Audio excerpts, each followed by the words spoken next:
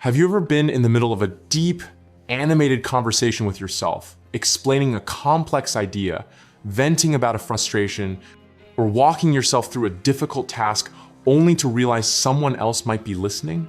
There is a specific, stinging wave of shame that hits when you're caught.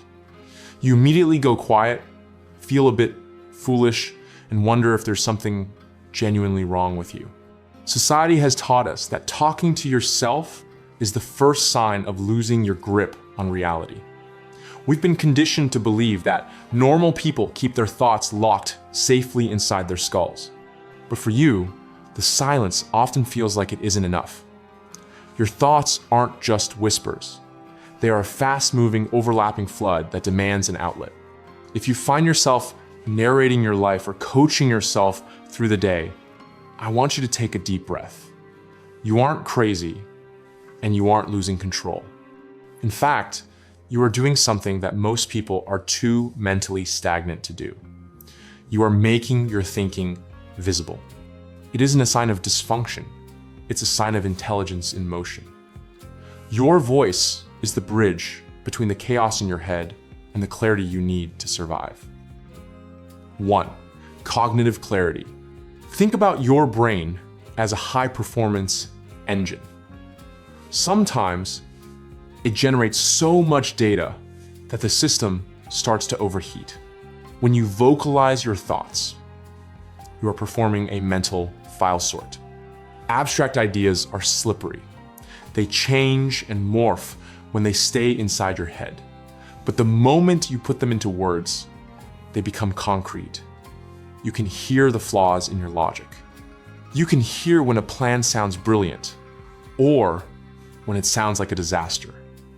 You aren't talking to an invisible audience. You are testing your own reality. You are refining your meaning in real time because you refuse to live in a world of mental clutter. 2. Focus and navigation. Have you ever been frantically searching for your keys, muttering keys, keys under your breath? Or perhaps you talk yourself through a complex work project step by step. This isn't a sign of being scattered. It is an act of intentional focus. Research shows that naming an object out loud actually lights up the visual part of your brain, making it easier to see what you're looking for. Your voice acts like a spotlight in a dark room, while others wander aimlessly through their tasks. Your voice is a navigation tool, filtering out the distractions and keeping your eyes on the prize. You aren't muttering. You are directing your cognitive resources with surgical precision. 3. Emotional self-regulation.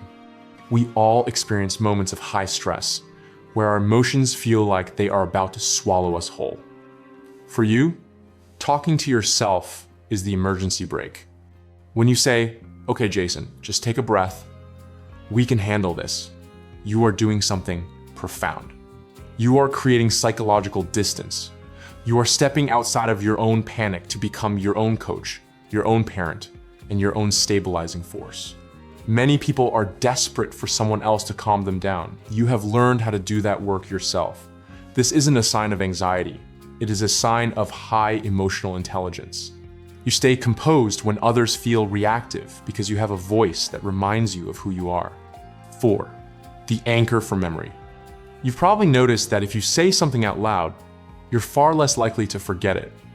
This is because your brain treats your voice as important data. When you speak, you aren't just thinking. You are creating a biological stamp on that information. You are telling your brain, "This matters. Save this." Whether it's a brilliant insight, a grocery list, or a set of instructions, your self-talk is your way of ensuring that your efforts aren't wasted. You aren't repeating yourself randomly. You are intentionally building a durable memory. You value your insights too much to let them slip away into the void of forgotten thoughts. The next time you catch yourself talking out loud, don't shrink. Don't feel the need to apologize for how your mind works. The shame you feel belongs to a world that values fitting in over functioning at a high level. Instead of trying to silence yourself, start using this habit with intention. If you're feeling overwhelmed, talk it out.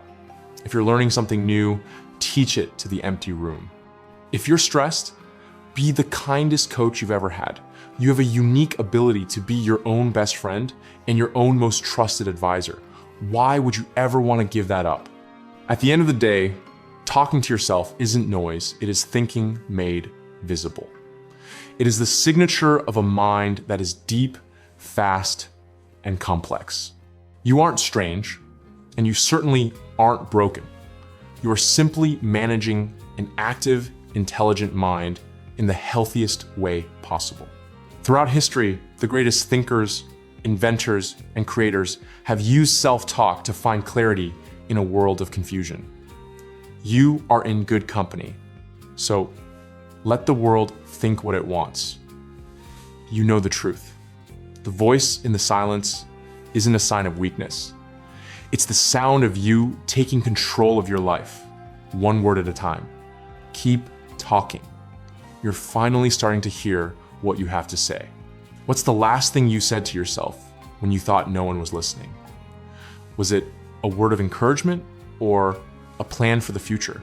Share your self-talk stories in the comments. Let's realize we're all a little more vocal than we admit.